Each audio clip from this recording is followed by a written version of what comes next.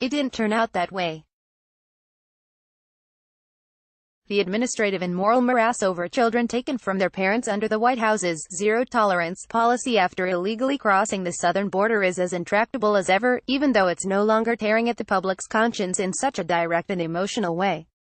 On Friday, in the latest sign of disarray in the administration, officials admitted in court that they may miss a judge's Tuesday deadline to reunite children under 5 with their parents. One of the complications is that officials are conducting DNA tests on children to ensure they are reunited with their own parents. The revelation suggests that the political time bought when Trump signed an executive order on June 20 designed to end the storm, precipitated by audio tapes of crying children and footage of kids herded together in cages, may be running out. Anybody with a heart would feel strongly about it, Trump said at the time, and he got a congratulatory tweet from his daughter Ivanka as if he had nothing to do with the practice in the first place. Now that a NEO has been signed, ending family separation at the border, it is time to focus on swiftly and safely reuniting the families that have been separated, the first daughter tweeted. But hopes that the reunions would be swift were dashed in court on Friday and by other reports of a badly malfunctioning system that was overwhelmed when the president ordered a so-called zero-tolerance policy that led to separations with no plan for dealing with the kids. Some parents who have gone through immigration procedures have told CNN they don't know how to get in touch with their kids, despite a court deadline that expired Friday for the administration to at least put parents in telephone touch with their offspring. One Guatemalan woman called Lesbia, who got out of a detention center in Texas on Thursday, told CNN's Miguel Marquez on Friday that she received no answers about the whereabouts of her 10-year-old son, who she last saw on May 19. "Just give me my son," she said, sobbing. The administration has yet to tell Americans exactly how many kids are still in custody, how long they will remain split from their parents, and when this grim chapter of modern political history will end. Health and Human Services Secretary Alex Azar tweeted on Friday that his staff was working hard to get the job done. "As we adapt to meet new demands in new circumstances, we have committed tremendous resources and deployed hundreds of additional personnel to expedite the reunification of minors with their verified parents," he wrote. At a court hearing in San Diego on Friday, the administration said it may need more time to reunite families it separated. Currently, all kids younger than 5 must be returned to their parents by July 10 and families with older children must be reunified by July 26. Judge Dana Sabraw gave the government until 5 p.m.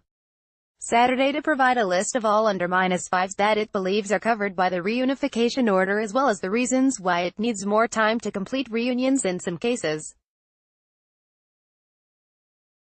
The Justice Department said in the hearing that of 101 children in custody who were younger than 5, 83 had been matched with 86 parents. 46 of those parents were in the custody of the Immigration and Customs Enforcement Agency, meaning that reunification could be possible. But 19 parents have already been removed from the U.S. and 19 have been released by ICE, making the process of finding them more difficult. Democratic Rep.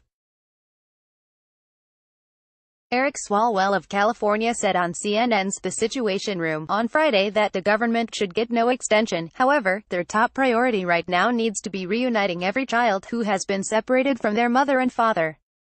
The American people, they want order on our borders, but they also want to make sure we do that compassionately, Swalwell said. Back to politics. Far from wading into the fray to break up bureaucratic logjams and ease the human misery of separations, Trump and Vice President Mike Pence have gone back to using searing political rhetoric on immigration to shore up the political foundations of their White House. A vote for Democrats in November is a vote to let MS-13 run wild in our communities, to let drugs pour into our cities, and to take jobs and benefits away from hardworking Americans, Trump tweeted on Friday, while ignoring the separations crisis. Hours later, Pence reinforced his boss's effort to turn the narrative away from children kept from their parents in a foreign land to calls by some obliging Democratic lawmakers for the abolition of ICE. "We will always stand proudly with our brave heroes of ICE and the Border Patrol," Pence said, as he addressed ICE officers and brought greetings from Trump, who he referred to as a great champion of law and order. He did not mention efforts to fix family separations. Trump and Pence were in some ways given an opening by several Democrats, including some potential 2020 presidential candidates, who called for the abolition of ICE without offering an alternative plan to deal with border security. Trump is also a master of distraction, and he has a polished record of creating new political storms to disguise scandals and dramas that could damage him politically. He also got lucky. The retirement of Supreme Court Justice Anthony Kennedy and a vacancy that could cement the court's ideological balance for a generation have captured the political imagination of Washington for over a week. Next week, Trump will leave for a foreign trip packed with high-profile photo ops, which includes a meeting with Russian President Vladimir Putin that is likely to further shove the separations issue into the background.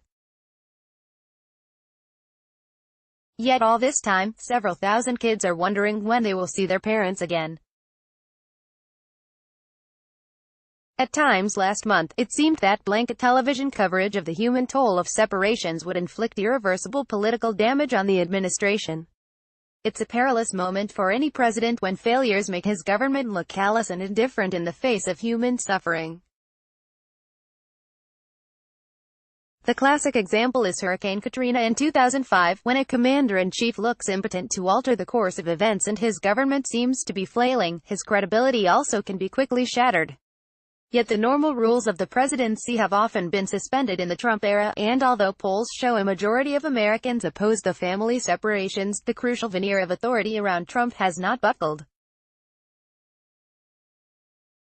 Perhaps it's because the terror of kids pining for their parents isn't unfolding in front of the television viewers who are moved by the plight of Americans dying on the streets of New Orleans after Katrina.